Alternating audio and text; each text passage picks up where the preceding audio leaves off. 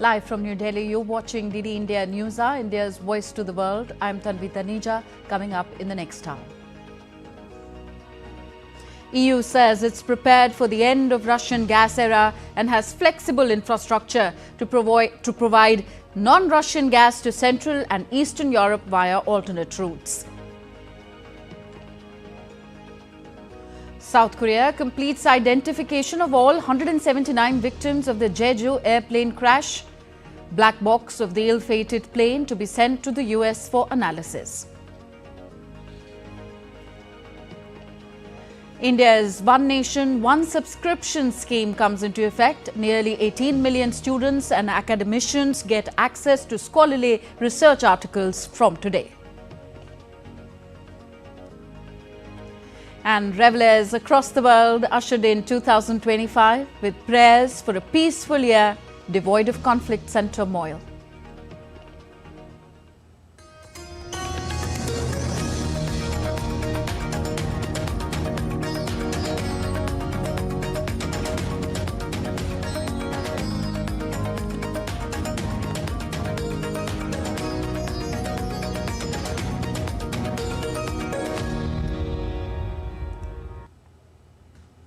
Eastern European nations face energy crisis, prompting fears of a harsh winter ahead as Ukraine refuses to renew its 2019 gas transit deal with Moscow.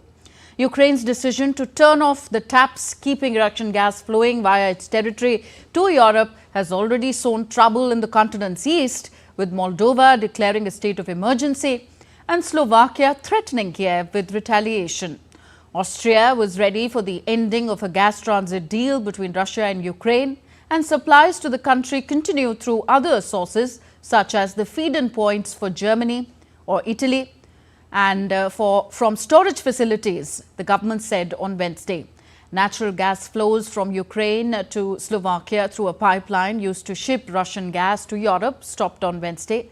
Russia's energy firm Gazprom and Kiev both said earlier that the gas transit through Ukraine had stopped following the expiry of a transit agreement between Moscow and Kiev. So the stoppage of transit of gas through Ukraine at the end of a 5-year agreement between Ukraine and Russia is a pivotal moment for Europe, which has worked to cut its reliance on Russian energy since the start of the Ukraine-Russia conflict in 2022. While the immediate economic impact is minimal, its geopolitical consequences could exacerbate divisions within the European Union, testing the bloc's unity in its support for Ukraine. DD India's Jessica Taneja reports from New Delhi. Gazprom's final scheduled delivery through Ukraine on Tuesday marked the end of a transit system that had persisted despite nearly 3 years of war. Once a cornerstone of Europe's energy infrastructure, the transit route has dwindled in importance, with Russia's share of EU gas supplies plummeting from 40% pre-war to just 8% in 2023. Alternative sources from the US, Qatar and Norway have largely compensated for the shortfall. However, the cessation of Russian gas flows from Ukraine raises broader questions about the EU's cohesion. Countries like Hungary and Slovakia, which continue to rely on Russia gas via other routes such as the Turk Stream, are seen as undermining the EU's collective push to eliminate Russia's energy dependence. Ukraine's President Volodymyr Zelensky has accused Slovakia of engaging in shadow agreements with Russia, highlighting tensions among neighboring states. Meanwhile, Slovakia's threats to cut power supplies to Ukraine have further strained relations. The European Commission has so far avoided direct involvement in brokering a new transit deal, instead emphasizing the bloc's success in diversifying its energy sources and maintaining high storage levels. Yet, this hands-off approach may leave room for discord to grow among member states. The economic implications of the halted transit are relatively limited compared to the geopolitical stakes. Gazprom will lose an estimated $5 billion in annual gas sales to Europe through Ukraine, while Kyiv will forfeit around $800 million in transit fees. These figures pale in comparison to the broader financial and strategic losses Russia has endured, including Gazprom's $7 billion loss in 2023, which was its first since 1999. For Ukraine, the end of the transit deal presents both risk and opportunity. Zelensky has signaled his unwillingness to allow Russian gas to transit through Ukrainian pipelines, emphasizing the importance of cutting financial flows that could fund Moscow's war efforts. However, halting transit could expose Ukraine's vast pipeline infrastructure to Russia's missile strikes, further jeopardizing the country's energy security during winter. For Europe, the Russian gas halt is unlikely to cause a repeat of the 2022 price spikes, given reduced reliance and sufficient reserves. But rising gas prices, which are now up 48% this year, continue to strain households and industries. As the region adjusts to the end of the Russia-Ukraine gas transit era, the challenge lies not only in maintaining energy stability, but also in preserving the unity that has defined Europe's response to Russian aggression. The cessation of transit flows may be a small step economically, but its impact on the EU's geopolitical cohesion could be profound. Jessica Taneja for DD India. And now let's try and understand this story better with DD India's Jessica Taneja. Jessica, at this point, does there appear any possibility at all of a new gas transit deal between Ukraine and Russia?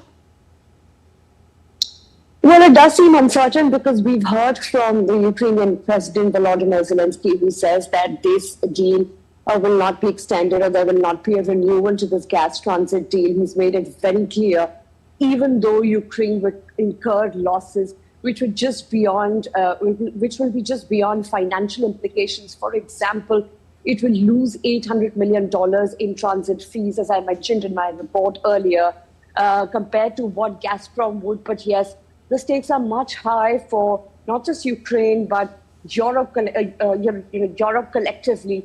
And if you look at the winter, the dead of the winter, it will be difficult to sort of adjust to that, halting of that gas transit agreement, so to say. And the implications are far and beyond just Ukraine. And with the European Commission, as I pointed out earlier, not interested particularly in brokering a deal because for them, alternate resources have now come into the picture and slowly things have begun to take shape, even though domestically and industrially, Europe is also facing challenges. For example, a 40% hike, 48% hike in energy prices is still something to battle with. But it looks like this deal is not on the cards, especially when it comes for any kind of renewal or agreement.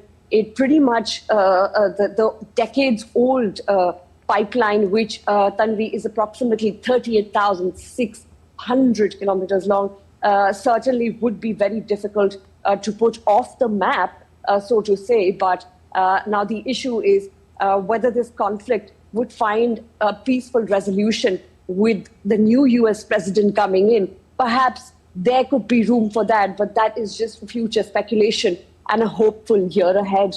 And how seriously could the end of the gas transit deal hurt the European Union's unity in its support for Ukraine? Well, again, as I just pointed out in my report earlier, the European Union, the European Commission we've heard from, is not mulling over the fact that this deal could be renewed, at least in the near future. When it comes to their cohesion, when you look at countries like Slovakia, the Slovakia leader has met with the Russian president many times in the recent past to secure, energy needs, because the country is heavily dependent on Russian gas. And look at other countries, for example, Hungary. We've seen that the Hungarian leader has had good relationships with Putin even in past, and even often running in disagreements with the European Union, as Hungary is part of the European Union, and also once prevented huge aid for Ukraine to be passed in the European Parliament. It was held for quite long. So it is confidant, the leader is an ally. So certainly Hungary should not face troubles. And of course, it does receive the gas from the current, streamline, the pipeline that does provide Russian gas to the Turkish domestic market as well as Hungary, and that's the Turk Stream, which has been running smoothly, and Gazprom is able to provide gas and perhaps keep some of its revenue, smooth and running. But at the same time, when it comes to Europe collectively, especially the European Union, things do get difficult in terms of states and their domestic needs. especially when challenges like these continue to persist. Okay. Thank you, Jessica. Jessica Taneja reporting from New Delhi. Ukraine's President Volodymyr Zelensky on Tuesday vowed that his country would use 2025 to fight for an end to the three-year-long conflict with Russia by any means necessary. In a late-night address, the Ukrainian president said that no one would give peace to his country as a gift, but he believed that the United States would stand alongside Kiev as it fights to stop the 34-month-long conflict. Дорогі українці, дорогі українки, нехай Dear Ukrainians, may 2025 be our year, the year of Ukraine. We know that peace will not be given to us as a gift, but we will do everything to stop Russia and end the war. This is what each of us wishes for. Ukraine is not alone. We have our friends with us. Since the first minutes of this war, America has stood with Ukraine. I believe that America will also stand with Ukraine in the first minutes of peace. Україною. І я вірю, що Америка буде. Updates on the Israel-Hamas conflict now. On Wednesday, in the first minutes of the new year, 2 projectiles were fired from Gaza. Israel's military said one of which was intercepted while the other landed in an open area. Alert sirens were sounded around midnight in western Negev. The military said it has intercepted several rockets fired from northern Gaza in recent days. Since October, Israeli operations in Gaza have focused on the north, with officials saying that their land and air offensive aims to prevent Hamas from regrouping. The Israel Defense Forces have confirmed the killing of Hamas's Nukba platoon commander Abd al-Hadi Sabah in a recent drone strike. According to the IDF, Sabah was eliminated in Khan Yunis area of southern Gaza. The IDF in a statement said that Sabah had led the attack on Kibbutz Nir Oz during the October 7, 2023 massacre. The IDF further stated that Sabah also led and advanced numerous terrorist attacks against the IDF troops throughout the current conflict. Earlier, the IDF reported that its units working with Israel's General Security Service, Shin Bet, eliminated 14 Hamas terrorists, 6 of whom had participated in the October 7th massacre. You're with us on DD India News Hour, still to come on the show. French President Emmanuel Macron admits his decision to call early elections caused more instability. After the US, several French cities are under the threat of cyber attacks. Fear of digital insecurity looms large in the country. And as India welcomes 2025, devotees flock to several temples, churches and other religious places across the nation.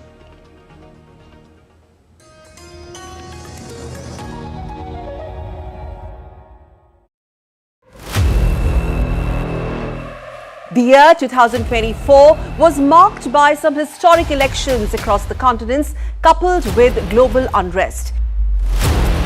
Beat historic third-term win for Indian Prime Minister Narendra Modi with unprecedented mandate, US President-elect Donald Trump making a spectacular comeback. Curtains down for the year 2024. What an year it was.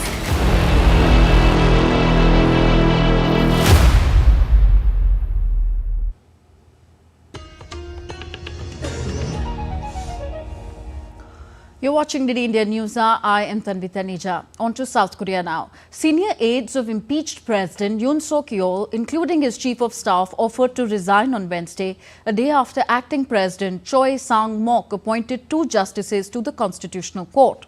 Yoon's chief of staff, policy chief, national security advisor and special advisor on foreign affairs and security, as well as all the other senior secretaries, tendered their resignation. The aides had repeatedly expressed their intent to step down in the wake of Yoon's attempt to declare martial law, but their resignations have not been accepted. The officials said that the senior secretaries have been assisting Choi since he took over as acting president. 2 other officials said that the aides do not participate in the day-to-day government operations but are required to report to CHOI and attend meetings when necessary. The aide's latest offer came a day after CHOI's surprise approval to fill 2 vacancies on the Constitutional Court handling the impeachment trial against Yoon. It brought the total number of justices to 8 on the 9-member court. Any decision in the Yoon case will require the agreement of at least 6 judges. Meanwhile, a large crowd gathered near South Korea's presidential residence on Wednesday to rally support for President Yoon Suk Yeol. Arrest warrant for Yoon did not go down well with his supporters, who stated turning up on Tuesday with placards with slogans on them like "rigged election" and "stop the steal." Near the pro-Yoon rally were members of one of the country's fringe opposition parties, Jinbo Party, whose members were holding their own rally against South Korea's impeached president. In the latest twist to the country's recent political saga, senior aides to Yoon, including his chief of staff, policy chief, national security advisor and special advisor, tendered their resignation on Wednesday. And updates on the South Korean plane crash now. As the investigation continues into the specific cause of the Jeju airplane crash, authorities on Wednesday announced that all 179 of those who died in the ill-fated plane have been identified. The Central Disaster and Safety Countermeasure Headquarters confirmed the identities of the last 5 victims who had not been previously identified.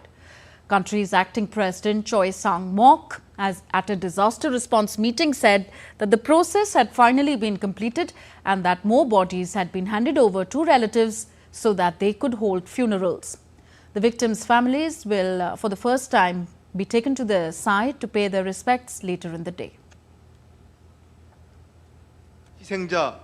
Identification of all 179 victims were completed overnight. The bodies of victims were transferred to their family members and funeral services have started after the bodies of victims arrived at funeral halls.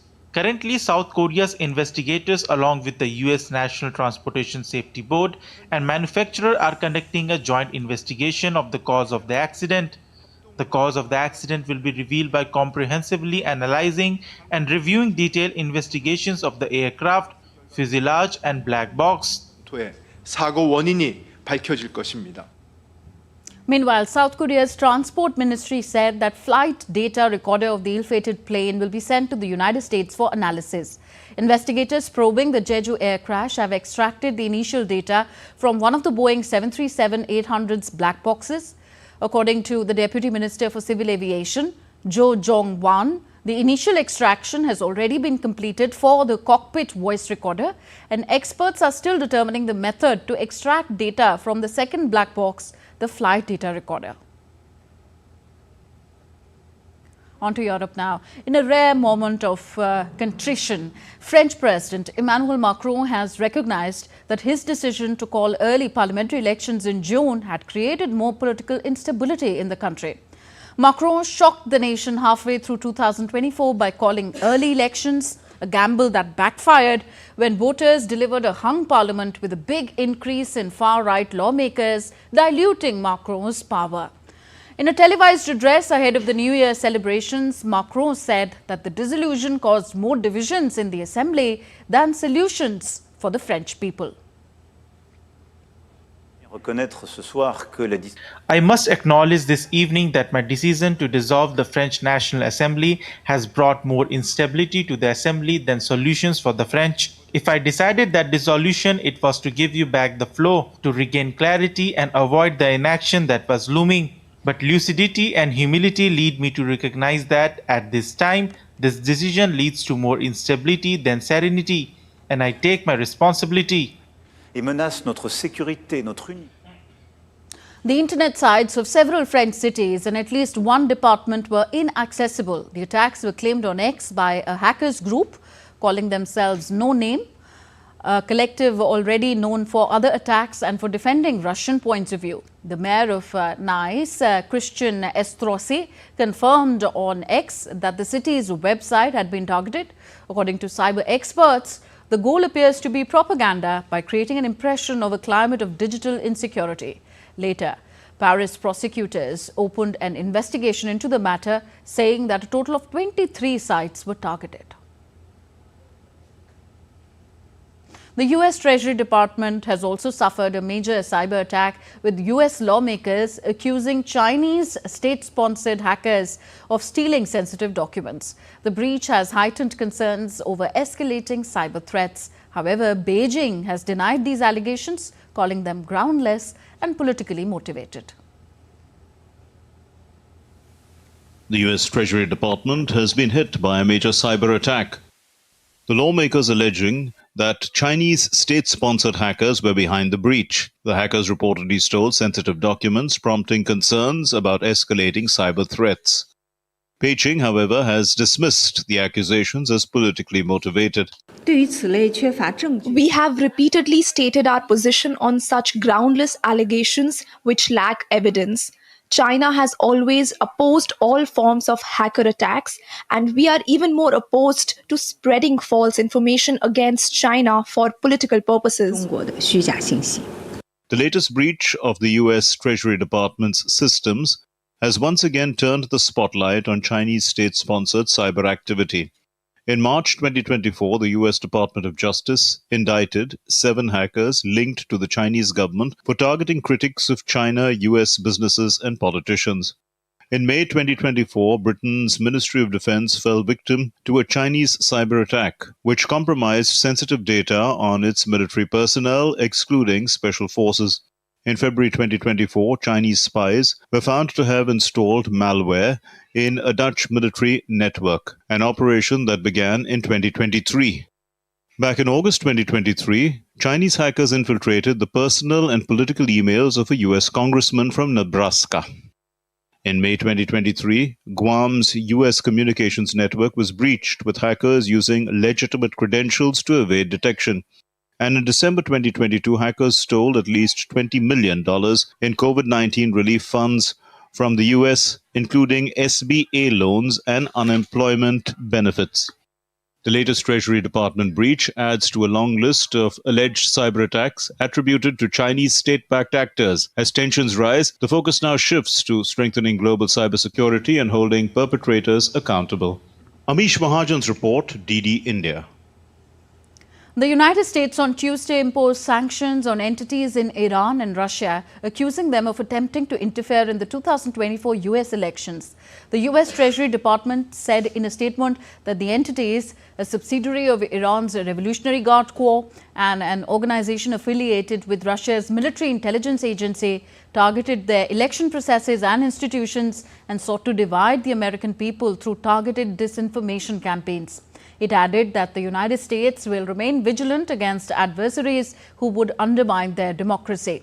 Russia's embassy in Washington said that it has not and does not interfere in the internal affairs of other countries, including that of the United States, while Iran is yet to respond on the matter. Residents from Romania and Bulgaria can now travel freely in the Schengen area. The combined 25 million residents of both the countries now join nearly 450 million EU citizens who already have the freedom to move around the Schengen zone after land border checks were officially lifted. The duo first joined the European Union 17 years ago, and negotiations to enter the Schengen area began in 2011. When the European Commission gave the green light to the countries in December, it marked an important signal to citizens of the two countries that they could now feel like fully fledged members of the European Union. Now, full membership will boost GDP and reduce border wait times for them. For better understanding, we now show you the map of the European Union and the Schengen zone after Romania and Bulgaria joined the zone. The Schengen zone was first established in 1985 and now includes 29 countries, most of which are EU nations, as well as some non-EU countries, including Iceland and Switzerland. While the New Year celebrations are already at its peak in countries such as Kiribati, India, Sri Lanka, New Zealand, Fiji, Australia and South Korea, the celebrations are also at their peak in the UK. London rang the New Year with a spectacular fireworks display on Wednesday.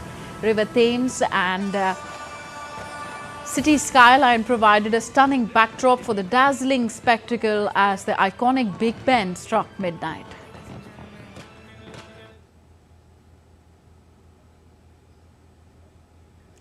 And after standing in New York City's Times Square for hours, thousands of revelers cheered in the new year with the annual ceremony of a descending crystal-clad ball.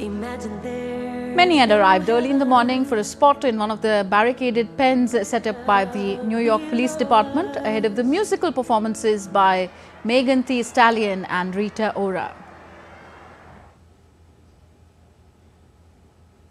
Meanwhile, Brazil entered into 2025 at 8 a.m. as per Indian Standard Time. Millions of revelers gathered on Rio de Janeiro's famed Copacabana beach for the celebrations. People were entertained throughout by performances from musicians such as Caetano Veloso, Maria Bethânia, Ivete Sangalo and Anitta. Concerts were also held at other venues in Rio de Janeiro with a total of 13 stages spread across the city. In Japan, people flocked to Tokyo's Meiji Shrine on Wednesday and prayed for a peaceful new year.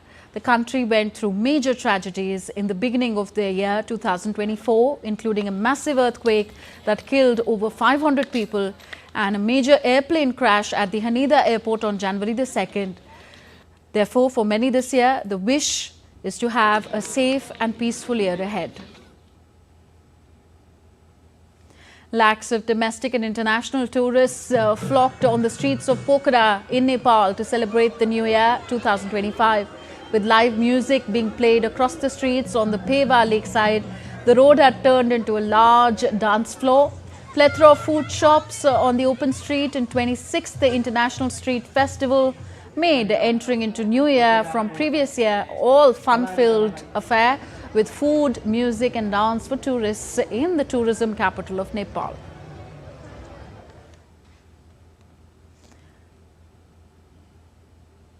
And New Year celebrations in India are a colourful blend of local traditions, cultural practices and modern-day festivities, making the occasion a vibrant and diverse celebration across the country. Let us now take a look at how the country marked this special occasion in different regions.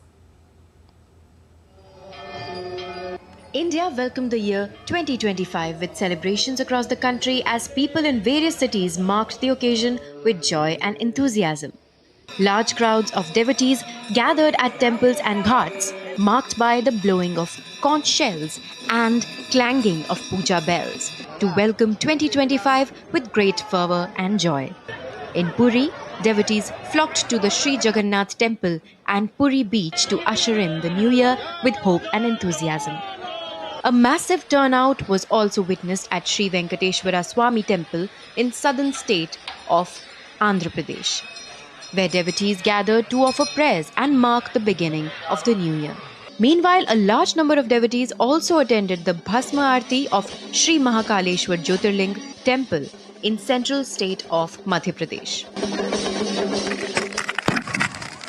On the other hand, various parties, cultural events, live music performances and themed decorations were also organized across the nation to welcome the new year. In Mumbai, beaches like Juhu, Chowpatty and Versova were packed with revelers. People also gathered at Marine Drive to watch the fireworks. In Himachal Pradesh's Manali, a popular tourist destination, crowds danced and cheered in the streets. Whereas huge crowds also gathered in West Bengal and Tamil Nadu to welcome the new year 2025 with dance and music. Bureau Report, DD India. Still to come on DD India News Hour. On its 20th anniversary, Quad renews the pledge towards working for a free, stable Indo-Pacific. And as all eyes are on Prayagraj, Indian Railways to operate over 3,000 special trains for the Mahakumbh. Also on the other side, our spotlight on one innovative green initiative on display at the Dibrugarh International Green Expo.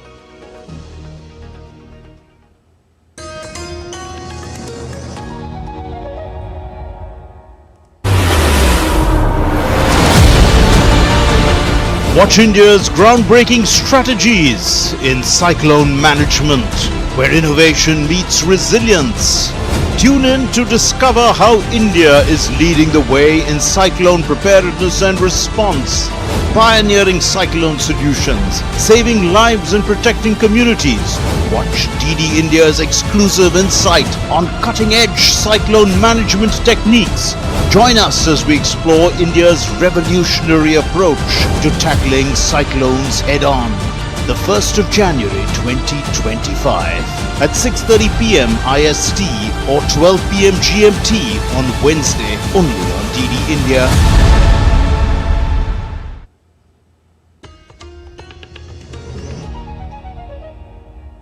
Welcome back. You're watching DD India News Hour. I am Tanja. Reaffirming commitment to addressing the region's needs together, India's External Affairs Minister Dr. S. Jaishankar, along with his Australian, Japanese and US counterparts, issued a joint statement on Tuesday commemorating the 20th anniversary of the Quad cooperation. The joint statement mentioned Quad nations contributing over 40,000 emergency responders work together to provide critical relief. They emphasized that their commitment to humanitarian assistance remains strong, continuing efforts to address natural disasters and humanitarian crises. On this occasion, the partners reaffirmed the grouping's steadfast commitment to work towards a free, open and peaceful Indo-Pacific. As four partners, they also reaffirmed their unwavering support for ASEAN's centrality and unity, as well as mainstreaming and implementation of ASEAN outlook on the Indo-Pacific.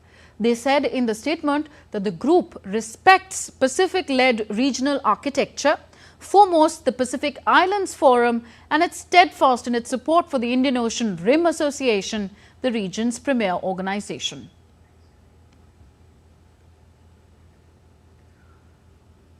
So while the Quad has many initiatives that are creating impressions, here are some major achievements of the grouping, showcasing the four democracies' commitment for holistic peace and prosperity of the Indo-Pacific region. Here's a brief wrap of the major initiatives undertaken by the Quad in the past 2 decades. The Quad has enhanced cooperation in disaster response and relief efforts, including search and rescue operations and humanitarian assistance. The Quad has strengthened cooperation in counter-terrorism efforts, including sharing intelligence and best practices to combat terrorism.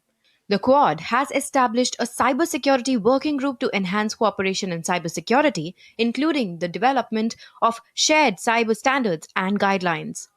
The Quad has initiated cooperation in space exploration and development, including the sharing of satellite data and cooperation in space-related research and development. The Quad has launched initiatives to promote infrastructure development in the Indo-Pacific. The Quad has enhanced cooperation in energy security.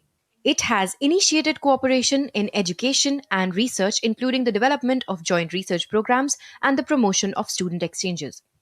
The Quad Fellowship is an initiative of the governments of Australia, India, Japan, and the United States, announced by the Quad partners on September 24, 2021. It is the first of its kind scholarship program, and it is designed to build ties among the next generation of scientists and technologists. In the new year, the Indian government has offered an innovative gift to its citizens who are engaged in teaching, studying or research. This is a unique program called One Nation, One Subscription, aimed at providing access to thousands of research articles and journals on a single platform to those in higher educational institutes. Beginning today, it's a new and unique scheme with no parallels existing in the country till now. Here's a report by Nishant Saurabh on what the One Nation, One Subscription scheme includes. In a historic decision, the central government has approved the One Nation, One Subscription scheme, which seeks to make academic research accessible to everyone. With a budget of 6,000 crore rupees, the scheme will be implemented over 3 years from 2025 to 2027. Starting January 1st, the first phase will make more than 13,000 journals available to over 6,300 government academic and research and development institutions. The scheme will provide over 1.8 crore students, teachers and researchers free access to thousands of journals and high-quality research publications. Students from Tier 2 and Tier 3 cities will also benefit from this initiative. It is expected to promote interdisciplinary research in the country, benefiting scholars and research from various fields. We are expanding this access to our state public universities and other universities who do not have any budget to subscribe to these journals. So it is available to all the readers, particularly state public universities who earlier did not have funds, or affiliated colleges who did not have funds to subscribe to this. The One Nation, One Subscription scheme involves 30 leading international journals publishers covering areas such as science, technology, engineering, mathematics, medicine, management, social sciences, and humanities. Beneficiaries will have access to complete collection of journals published by each participating publisher. This initiative expands upon the efforts made over the past decade to provide quality higher education to India's youth. It will complement the government's National Research Foundation initiative, which aims to foster a culture of research and innovation across government universities, colleges, and research institutions. By enhancing the ease of doing research for students, teachers, and researchers at government institutions, the scheme aspires to establish India as a global research ecosystem. One Nation, One Subscription scheme. Objective to make academic research accessible to all, budget of 6,000 crore rupees. Implementation over 3 years. Launch of first phase on January 1st, 2025. Over 13,000 journals for 6,300 plus government academic and R&D institutions. Beneficiaries include 1.8 crore plus students, teachers, and researchers. Free access to thousands of journals and high-quality research publications. Benefits extended to students from Tier 2 and Tier 3 cities. Focus on promoting interdisciplinary research, benefiting scholars and researchers across fields. 30 leading international journal publishers participating. Subjects include science, technology, engineering, mathematics, medicine, management, social sciences, and humanities. Full access to the entire collection of journals by participating publishers will be ensured. Nishant Saurabh's report for DT India. The Indian city of Prayagraj is undergoing rigorous preparations for the Hindu religious mega festival of Mahakumbh 2025. Around 400 million pilgrims are estimated to visit the festival. To make the journey easy and safe for the pilgrims, the Indian Railways will operate more than 10,000 regular and 3,134 special trains. Out of these, 1,800 trains will be run for short distance and 700 trains for long distance. A total of 560 ticketing points are being made available at 9 railway stations. Moreover, in view of the heavy crowd in Mahakumbh 2025, more than 18,000 personnel of Railway Protection Force and State Railway Police are being brought to Prayagraj on duty from all parts of Indian Railways. Meanwhile, different departments of the Uttar Pradesh state government are racing against time to level up the preparations. From the past few months, an army of workers have been diligently channeling the rivers, widening roads and leveling the ghats to transform the city in anticipation of one of the largest religious events in the world. Additionally, the government has introduced an AI-powered chatbot, Kumbh Sahayak, to assist pilgrims with navigation, cultural information and travel updates. Mahakumbh 2025 has now become a status symbol for people on New Year. From WhatsApp status to X, Instagram and Facebook Reels, Mahakumbh is becoming increasingly popular. People are highly attracted and impressed by the preparations and decorations of the holy fair. The entire fair area is glowing with more than 67,000 lights at night. The viral reels and videos related to Mahakumbh are constantly making its way to the trending list. According to influencers, people are keen to know much about the upcoming Mahakumbh as they are liking more of such videos. Online payment companies, meanwhile, have also started promoting the grand religious mega festival. Many companies, including Paytm, have distributed new barcode scanners to the vendors in which the Grand Mahakumbh has been branded.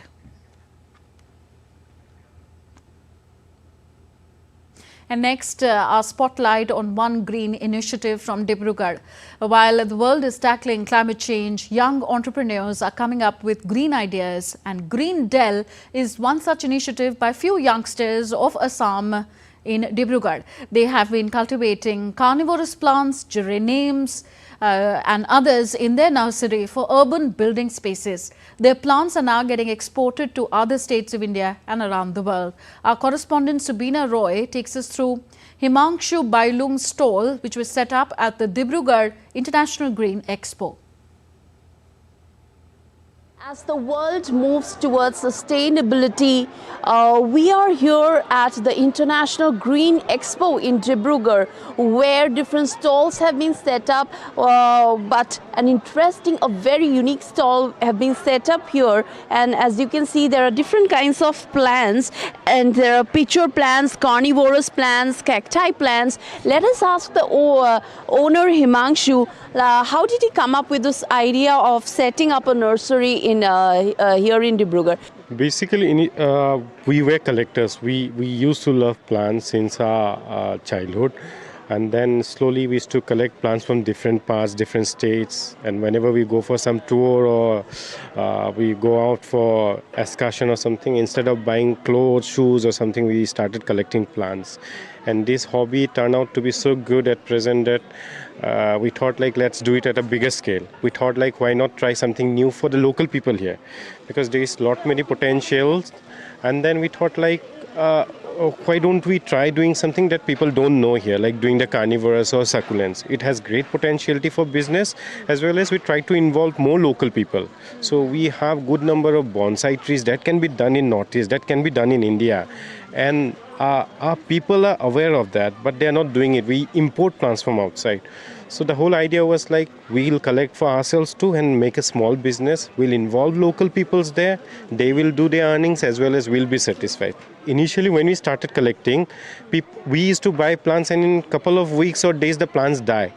And that's very upsetting and demotivating. So whenever we sell plants to someone, we also tell them how they need to take care of it. Climate change is happening in Assam also. We can see the changes in temperature and climatic patterns. So what do you see the future of like nurseries? It's going to be really tough because this year itself we have seen the summer temperature. We lost a lot of plants this year, and the same condition was across the country. Many nurseries and plant lovers have lost their plants. This is going to be challenging, and we need to take fast action for that. We need to understand there is more scope for study, there is more scope for research works, there is more forest fire. If you go to Northeast also, you will see that most of the indigenous plants are dying now. And I hope this is going to be really challenging for us, and it's high time we start taking this into account and work for it. We can see this unique initiative by Himanshu, who has set up a small nursery in Dibrugarh. And small steps like this in planting more of trees will go a step forward in tackling the problem of climate change. With DDK Dibrugarh team, Subina Roy, DD India. And next we take a look at what else is making news in India. People gathered at the Bhima Koregaon village in the West Indian state of Maharashtra on the 207th anniversary of the Bhima Koregaon battle to pay tribute at Vijay Stambh. The Stambh was built in honor of the soldiers who fought in the Battle of Pune on January 1st in 1818. The battle was a pivotal conflict between the East India Company and the Peshwa faction of the Maharashtra Confederacy. Devotees thronged the Jagannath temple as the Dwarfita Niti of Jagannath temple in Puri in the eastern Indian state of Odisha is being celebrated on the first day of 2025. People in large numbers thronged clubs, restaurants and streets to welcome 2025 in their own way. A large number of people visited Haridwar, a holy place in the North Indian state of Uttarakhand on the occasion of New Year 2025 and took a holy dip in Ganga. The enthusiasm of tourists arriving here from different states was clearly visible at Har Ki Pauri. Thousands of devotees took holy dips in Ganga, after which they participated in the Ganga Aarti. Still to come on DD India News Hour. Indian coffee makes its mark globally as exports cross $1 billion mark for the first time. In chess, Magnus Carlsen shares 2024 World Blitz Championship title with Russia's Ian Nepomniachtchi in a first. And And Nepal's Kung Fu nuns kick off the reopening of the nunnery to public after a gap of 5 years.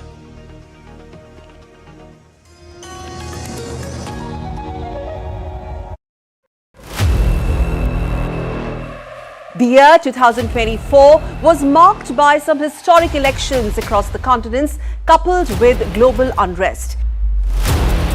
Beat historic third-term win for Indian Prime Minister Narendra Modi with unprecedented mandate, US President-elect Donald Trump making a spectacular comeback. Curtains down for the year 2024. What an year it was.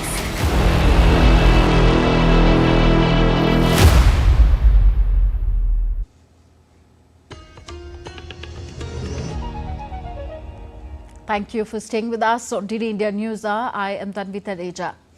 Traditionally a tea exporter, India is making significant inroads into the global coffee export market. Total coffee exports during the current financial year up to November has crossed the $1 billion mark for the first time. According to data from the Centre for Monitoring Indian Economy, India's coffee exports rose to a record high of $1,146.9 million between April and November in the fiscal year 2024 compared to $803.8 million during the same period last year, registering a 29% rise. The figure is nearly double the exports during the same period in fiscal year 2021, which stood at $460 million. The sharp growth is partly attributed to a surge in Robusta coffee prices, which account for over 40% of the global production.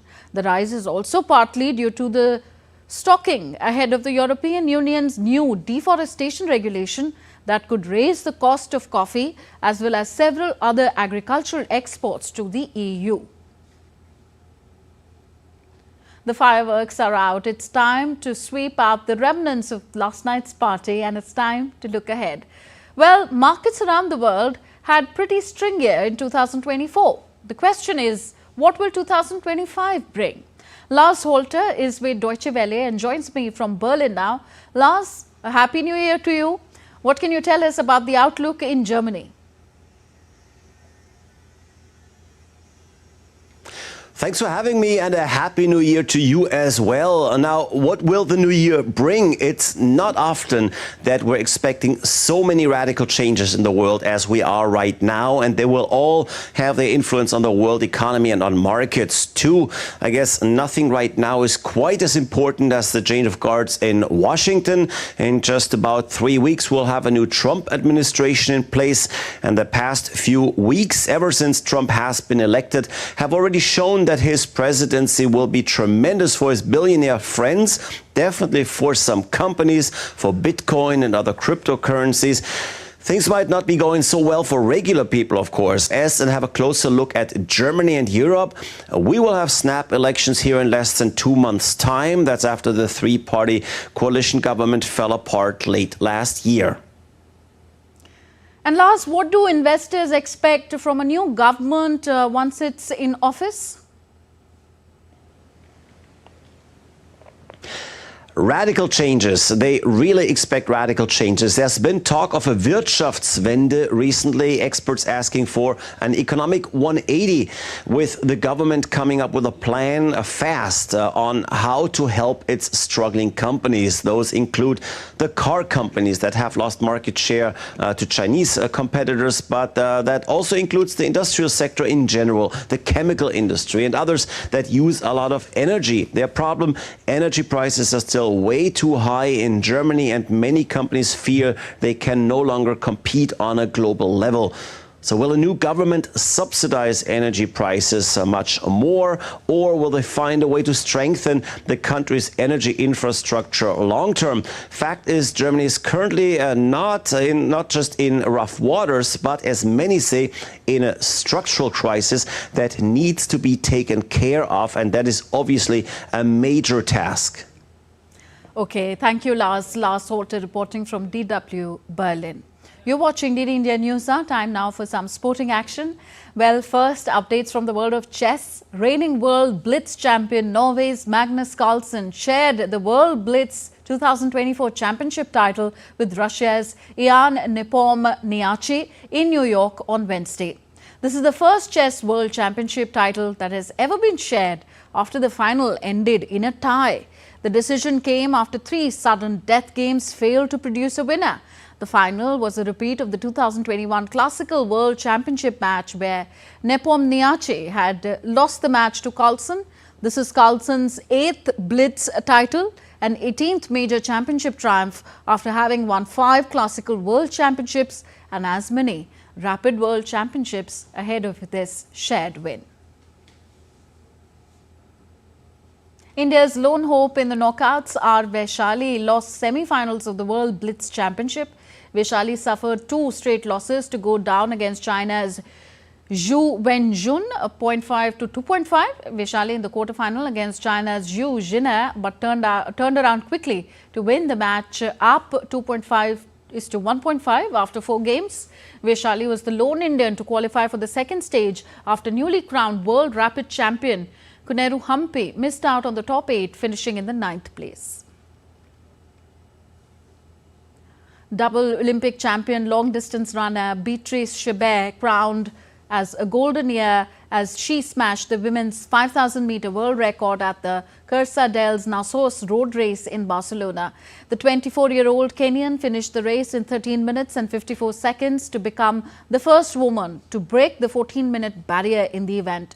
Chebet, who won 5,000 meter and 10,000 meter gold at the Paris Olympics earlier this year, beat her previous mark set a year ago to the day in the same race by 19 seconds.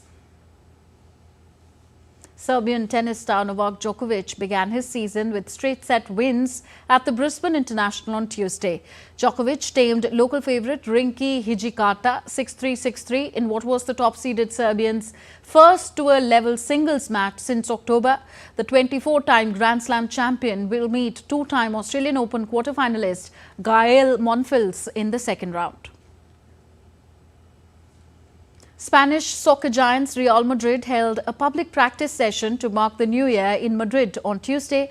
Thousands of fans packed the stadium to watch the players during the traditional end-of-the-year event as regular practice sessions happen behind closed doors.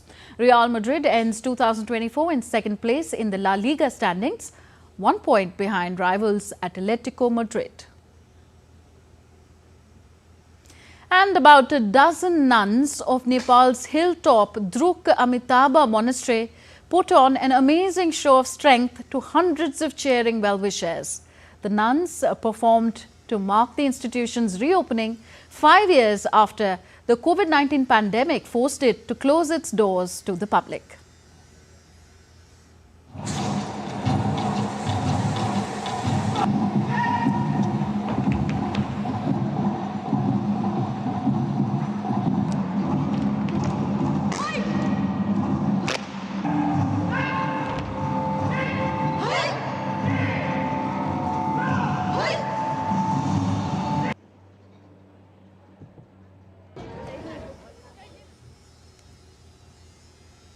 So that's all for this edition of DD India News Hour. Do let us know your thoughts on the news of the day. For those on the go, you can get all the latest news and updates from India and across the world on our DD India mobile app. The app is available on both Android and iOS platforms.